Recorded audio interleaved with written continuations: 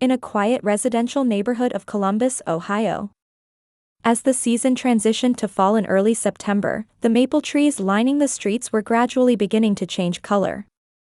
In a modest two-story house on one corner, Carol Wilson lived with her son Tyler. Carol had worked at a local accounting firm, Adams Accounting, for over 10 years, earning trust as a mid-level employee. She kept her light brown hair in a neat bob and was always meticulous about her appearance. To balance work and family life, she never failed to maintain a detailed schedule. "Mom, I'll be late today, so heat up a frozen pizza for me." 16-year-old Tyler was tall, with the same light brown hair as his mother and striking blue eyes inherited from his father, Michael. He was on his high school soccer team and often spent time with friends after finishing practice. "What time will you be home?" "You need to be back by 10, Carol said, turning around. I know, Tyler replied, waving his hand casually. Carol and Michael Wilson's divorce had happened 5 years ago. Michael had worked as a construction site supervisor, supporting the family, but gradually started coming home late due to work connections and began drowning himself in alcohol. Arguments increased, and Carol made her final decision on the day Michael forgot Tyler's 11th birthday. After the divorce, Michael left Ohio and moved to the West Coast. Though he called Tyler a few times a year, they had grown distant. Child support payments arrived on time, but that was the extent of his responsibilities as a father. Carol's parents, Diane and Harold Johnson, lived in an upscale residential area in the suburbs. Before retirement, Harold had been an executive at a real estate development company and had built considerable wealth. Diane was an upper-class housewife, well known in local social circles. "Carol, if you just tried a little harder, you could have a much better life," was what Diane said every time she met her daughter. To Carol, it sounded like nothing but criticism. Carol had a sister named Linda. Linda had studied fashion design in college and now worked at an upscale boutique in Cincinnati. Single, she drove around town in a white BMW her parents had given her for the holidays, drawing envy from those around her. "Linda is going to Paris again. It's a birthday present from your father," Diane would bring up Linda's accomplishments and smile at Carol with a look of condescension. The relationship between Carol and Linda had been complicated since childhood.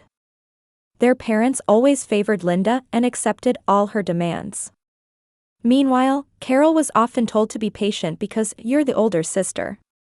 Even in school, when Carol received straight A's, it was accepted without fanfare, but when Linda got B's, she was lavishly praised. "I'm going to the beach with Mom and Dad this weekend. Should I take Tyler along?" Linda would say, barely concealing her sense of superiority toward Carol. She had been spoiled by her parents and raised to think only about getting what she wanted.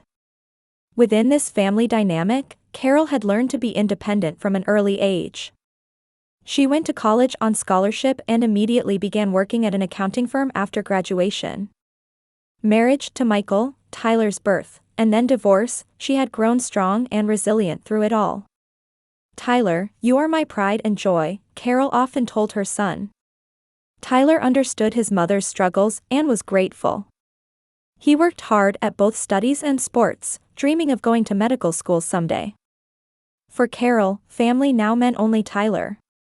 Though she maintained obligatory contact with her parents and Linda, the emotional distance between them grew year by year. She sometimes wondered why her family was the way it was. But each time, seeing Tyler's smile would help her face forward again. On a Tuesday evening, Carol felt anxious as Tyler was late coming home. He should have returned long ago. While preparing dinner, she occasionally looked out the window, searching for her son. "His practice must have run late," she muttered to herself as she picked up her phone and called Tyler. But there was only a ringing tone with no answer. 10 minutes later, Carol's phone rang. The display showed an unknown number. "Hello, this is Carol Wilson," she answered. "This is Jones from the emergency department of Mercy General Hospital. Your son has been in a traffic accident. Could you come to the hospital immediately?" The voice on the phone was calm, but Carol's heart began to race. Her hands trembled, and her voice caught in her throat. What's his condition?" she managed to say. "We'll discuss the details at the hospital. Please come as soon as possible."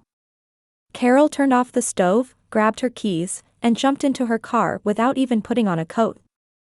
A cold rain had begun to fall. The dashboard clock showed 8:15 p.m. The trip to the hospital normally took 20 minutes, but to Carol, it felt like forever. "Tyler, it's okay, Mama's coming right away." After parking at the emergency entrance of Mercy General Hospital, Carol ran through the rain. When she gave her son's name at the emergency reception, a nurse guided her inside. A middle-aged doctor was waiting. His expression was grave, sending an ominous feeling through Carol's chest. "Regarding your son's condition, he was hit by a car while walking with a friend at an intersection. He suffered a severe impact to his head and is currently in a coma. There is internal bleeding, and his intracranial pressure is elevated." These words sounded distant and faint to Carol's ears. Her vision narrowed, and she felt unsteady on her feet.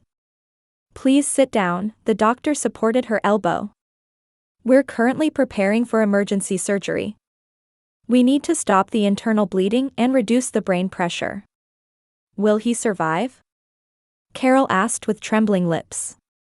The doctor hesitated for a moment, then answered, "We will do our best.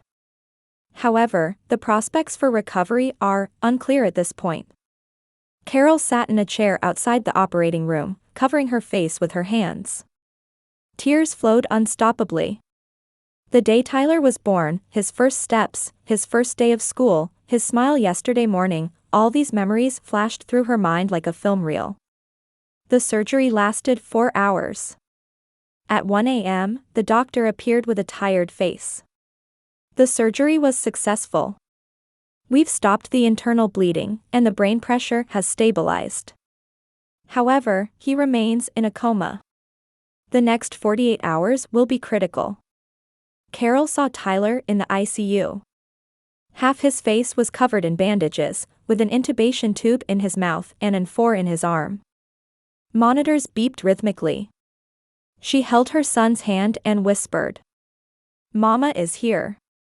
You're a strong boy. Please wake up." Toward morning, after napping on a hospital cot, Carol called her accounting firm and arranged for emergency leave. Her boss, Margaret, was understanding and said, "Take all the time you need. I'm praying for Tyler's recovery." In the afternoon, a nurse asked, "Have you contacted your family?" Carol suddenly realized she hadn't thought about calling her parents in the shock and confusion. With trembling fingers, she dialed her mother's number. After 3 rings, she heard Diane's voice. "Carol? This is unusual. What's wrong?" Carol explained the situation while holding back tears. "Tyler's been in an accident. He's in a coma." Her words caught, and Carol took a deep breath. "I'm at the hospital. I need help." A moment of silence on the other end. Then, "Oh, that's terrible. But he'll be fine, right? He's young." Carol listened in disbelief. "No, he's not fine. There's damage to his brain. I'm sorry, but we have a trip to Hawaii with Linda next week. We've been planning it for 3 months. If we cancel now, we won't get our money back." A cold wave washed over Carol's heart. "While my son is hovering between life and death?" "You'll be fine. You've always managed on your own," Diane said. "We'll check on him when we get back from the trip. I'll let Linda know too." Carol hung up without a word. Tears streamed down her cheeks. She returned to Tyler's room and stood by the window, looking outside. The rain had stopped, but the sky was covered with gray clouds. 3 days passed. Though Tyler's condition had stabilized, he remained in a coma. Carol slept in a hospital chair, barely able to shower properly. Her colleagues Jennifer and Mark took turns visiting the hospital to support her. They brought food, changes of clothes, and sometimes stayed with Tyler so she could go home and rest. Carol, you need to rest a little or you'll collapse, Jennifer said. I'll stay here, so go home for at least an hour. Carol was grateful for her friend's kindness. In contrast, there had been no contact from her parents. On the morning of the fourth day, Carol opened social media and decided to block her parents and Linda. She removed them from her friends list and deleted them from her contacts. I don't need them anymore, she said quietly. That afternoon, as Carol was gently stroking Tyler's head, there was a knock at the hospital room door. Ms. Wilson, you have a phone call, a nurse said. Carol headed to the nurse's station phone. The display showed her mother's number. After a moment's hesitation, she picked up. Carol, we're back from Hawaii. It was a wonderful trip, Diane's voice was cheerful and unapologetic. So, how is Tyler doing? Carol didn't answer. By the way, blocking us on social media is so childish. We're family. Carol still maintained her silence. Has Tyler died? Diane's voice grew colder. If there's insurance money, could you share some? You know Linda is trying to buy a condominium. Carol's hands began to shake. She couldn't say anything. Tears welled up in her eyes as she stood there in shock. Carol? Are you listening? Silently, Carol slowly hung up the receiver. She collapsed onto a bench in the hallway, hugging her trembling shoulders. Nurse Judy sat down beside her. Are you okay? Carol looked up. In her eyes was not just sadness but something else, a sense of determination. I'm fine. I've had enough, she said, standing up and returning to Tyler's room. The morning sunlight streaming through the windows of Mercy General Hospital gently touched Tyler's pale face. Carol sat in the bedside chair, holding her son's hand while reviewing work documents. A week had passed since the accident, but there had been no significant change in Tyler's condition. Good morning, Ms. Wilson. Nurse Becky Clark opened the door with a cheerful voice. In her mid-40s, she was trusted by ICU patient families for her warm smile and efficient work. This morning's vitals are stable. And there's some improvement in the brain waves. Carol managed a tired smile. Thank you, Becky. While checking Tyler's monitors, Becky asked, have you eaten anything? Carol shook her head. Not yet. This won't do, Becky gently admonished. My lunch break starts at 1. Let's eat something together in the cafeteria. And don't refuse. Carol nodded gratefully. For the past week, Becky had been her emotional support, caring not only for Tyler but for her health as well. Just after noon, as Carol finished replying to emails from the office, Dr. Ramsey came by for rounds. He was the chief neurosurgeon and Tyler's attending physician. Ms. Wilson, could we talk for a moment? They stepped into the hallway.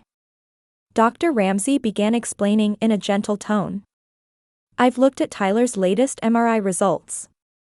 The swelling in his brain is gradually subsiding. This is a good sign. Carol felt a glimmer of hope. Does that mean he might wake up? The possibility is definitely increasing, the doctor chose his words carefully.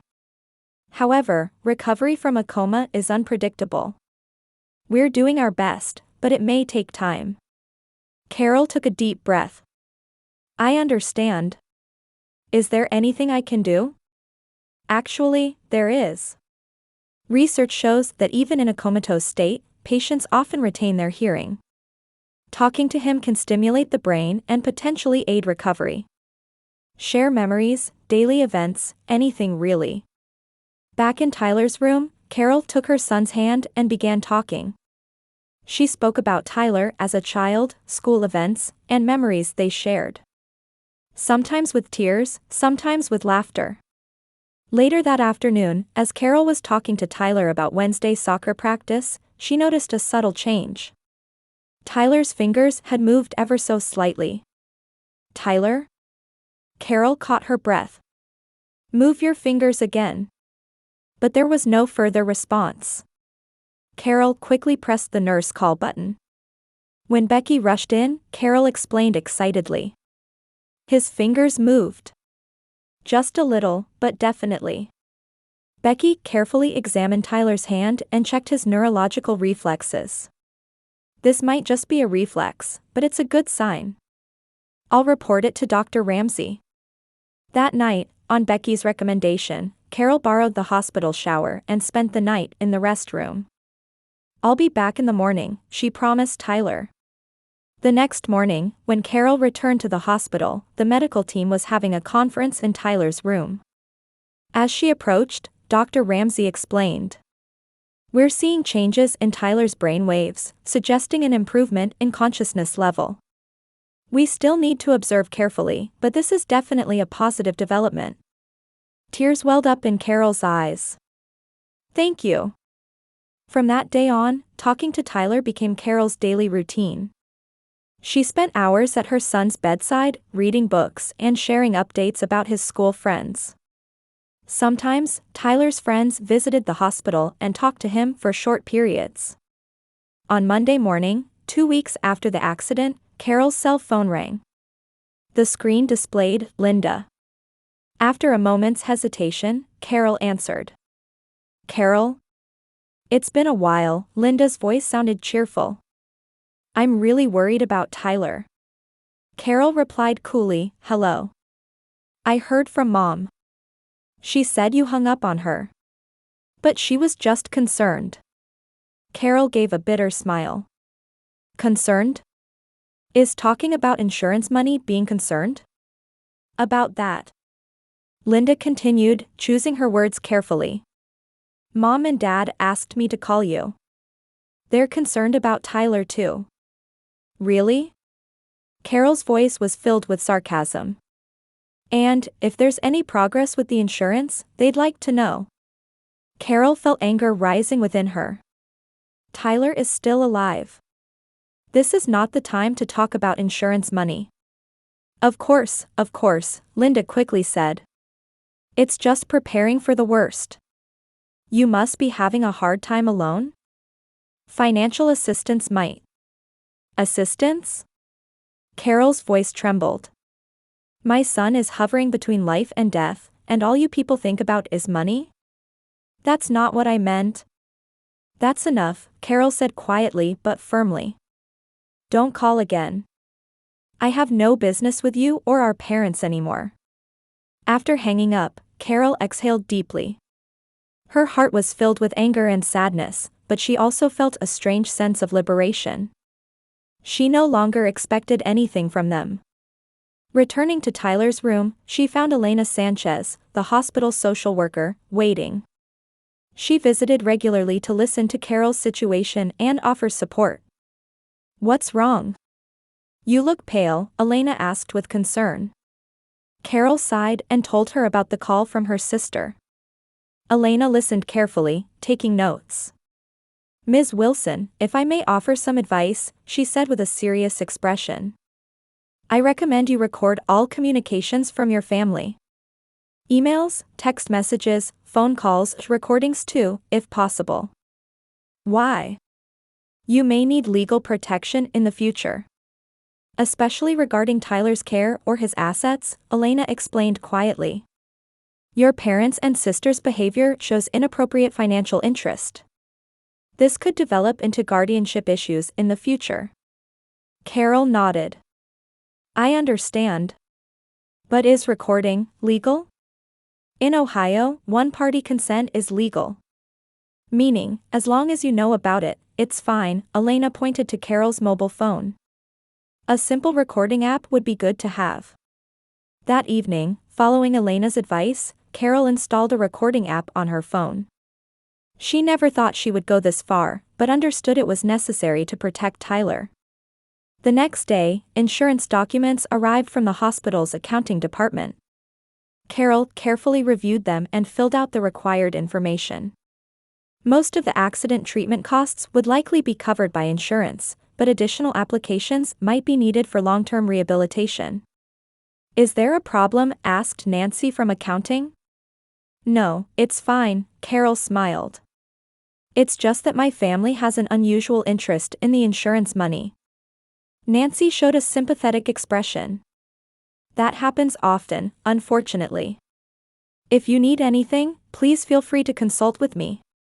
At the end of that week, Tyler's medical team held a new evaluation meeting.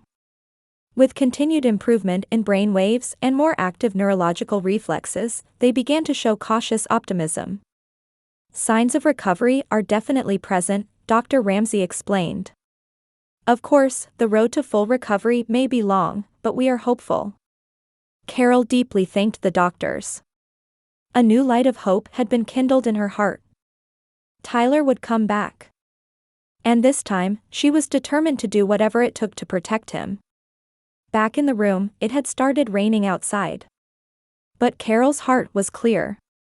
She approached Tyler's bed and spoke gently. It won't be long now, Tyler. The day you return to us is getting closer. Mama will always be waiting right here. And she squeezed her son's hand. Mom. A faint voice broke the silence in the hospital room. Carol looked up from the magazine she was reading and stared at the bed. Tyler's eyes were half open, looking toward her. Tyler. Carol gasped and rushed to her son's side. Can you hear me? It's Mom. Tyler's lips moved slightly. Mom, where? Carol pressed the nurse call button while gripping her son's hand. In an instant, medical staff gathered in the room. Becky was the first to arrive and immediately called for a doctor. Tyler, you're in the hospital. You had an accident. But it's okay, you've come back. Carol's voice trembled with excitement and relief. Dr. Ramsey checked Tyler's pupil response and asked a few simple questions. What's your name? Tyler. Wilson, the boy answered in a hoarse voice. What grade are you in? Tyler thought for a moment and replied, high school, sophomore. Dr. Ramsey nodded with satisfaction. His consciousness is clear. Basic cognitive functions seem to be preserved. After the examination, Carol was left alone with her son. Tyler was still weak and couldn't talk for long, but there was definite recognition in his eyes. How long? He asked. 3 weeks, Carol answered. You've been asleep. Tyler nodded slowly. Were you scared? Tears welled up in Carol's eyes. Yes, very. But you were strong. Really strong. That afternoon, Tyler gradually became able to stay awake for longer periods. He was still confused but could recognize Carol and the medical staff. The rehabilitation team conducted an assessment, and plans were made to begin light rehabilitation the next day. It's a miracle, physical therapist Michael Chin said. His age and physical fitness are helping his recovery. Of course, the road ahead is long, but he'll get through it. Carol couldn't contain her joy. She contacted her workplace and friends to share the news of Tyler's awakening. Congratulations and words of encouragement poured in. The next morning, as Carol was helping Tyler with breakfast, the hospital room door opened. Turning around, she saw her parents and Linda standing there. Carol, we heard Tyler woke up, her mother Diane said. We came right away. Carol was momentarily speechless. Her heart filled with caution and anger, but she tried to remain calm in front of Tyler. Tyler, remember? These are Grandma, Grandpa, and Aunt Linda, Carol said, feigning composure. Tyler looked at them with confusion. Oh, yes. Diane approached Tyler's bed with a sweet smile. Oh, Tyler. You've been through so much. Grandma and Grandpa were so worried. Harold stood by the bed and lightly patted his grandson's shoulder. You're a strong boy. That's the Wilson blood in you. Linda took a small box from her designer bag. A get-well gift. A brand-name watch. Perfect for a high school boy, don't you think? Carol felt uncomfortable with their sudden appearance and excessive kindness. No contact for 3 weeks, then appearing as soon as Tyler woke up. And expensive gifts. She tapped the recording app icon and put her phone in her pocket. Carol, could we talk in the hallway for a bit? Diane asked. When the two were in the hallway, Diane changed her tone. Why didn't you tell us Tyler had woken up? We're family. Family? Carol said sarcastically. When he was in a coma, you went to Hawaii. We couldn't help it. We couldn't cancel the reservation. Mom, that's enough, Carol said quietly. I know why you're here now. But let me warn you. Don't cause Tyler any unnecessary stress. Back in the room, Harold was having an awkward conversation with Tyler. Linda was checking her smartphone by the window. That afternoon, while Carol was briefly on a work call, Harold sat by Tyler's bedside. As Carol was about to return from outside the door, she heard his words. Tyler, about your insurance, has your mother started the procedures? When Carol entered the room, Tyler was looking at his grandfather with a confused expression. Insurance. What are you talking about? Carol asked coldly. Harold hurriedly changed the subject. Oh, just for the future. College tuition and such. That night, after Tyler's rehabilitation session, he asked his mother, were Grandma and Grandpa really worried about me?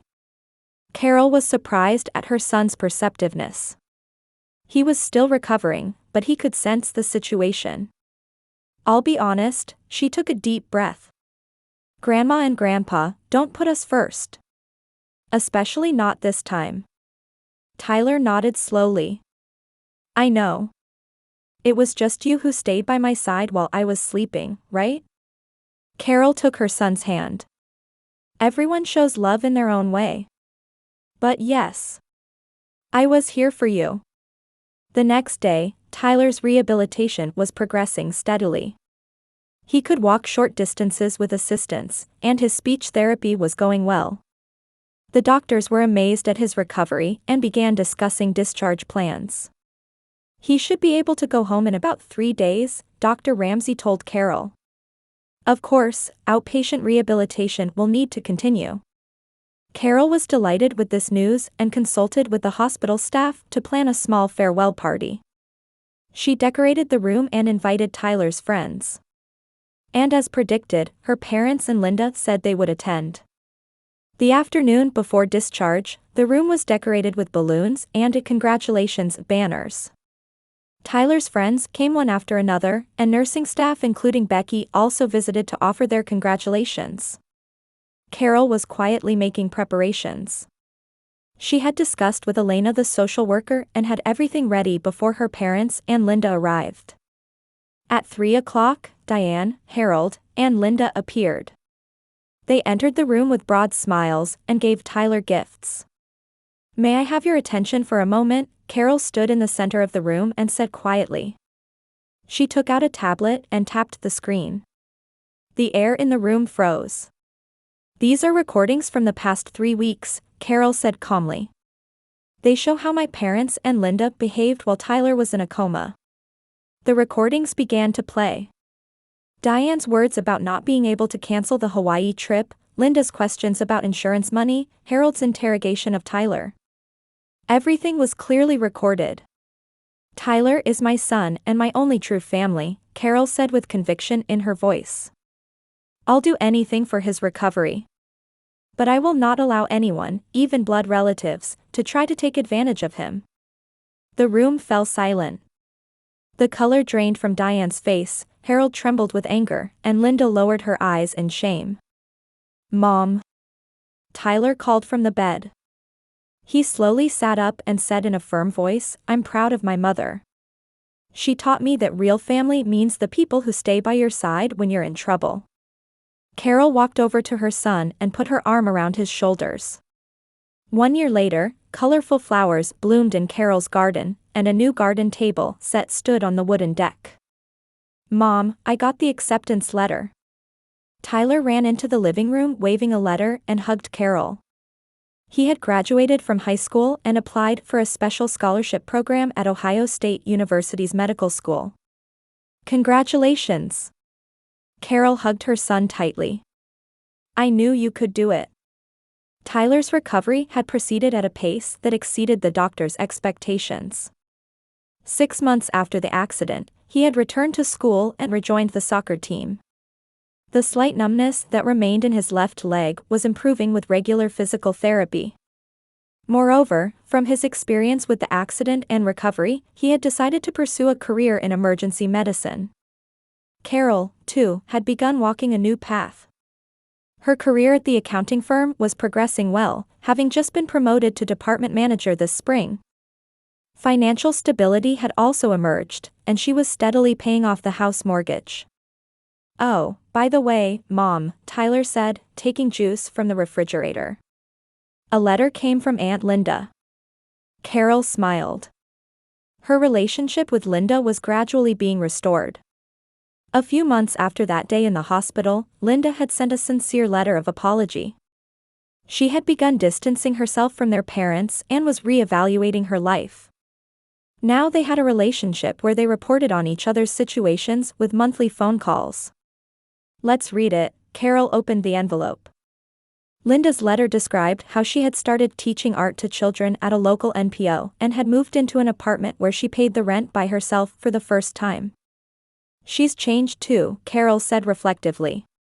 Meanwhile, Diane and Harold still refused to admit their wrongdoing. They had lost standing in local social circles and had been abandoned by many friends. According to Linda, they were now gossiped about at the golf club as the couple who went after their grandson's insurance money. Do you want to see Grandma and Grandpa? Carol asked Tyler. Tyler thought for a moment and replied, maybe someday. But for now, just us is fine. That night, Carol sat on the deck and looked up at the starry sky. Reflecting on the events of the past year, there had been painful and sad experiences, but ultimately it had been a journey that had strengthened the bond between her and Tyler. The doorbell rang, and when she opened the front door, Becky and several hospital staff members were standing there. Since the accident, they had been bound by ties like family. Surprise, they entered carrying a cake. We came to celebrate Tyler's acceptance. Lively laughter and words of congratulation echoed throughout the house. Carol smiled with a feeling of happiness. This is real family, people bound not by blood, but by love and support. Carol's life had entered a new chapter. And the road ahead, she would walk not alone, but with this new family.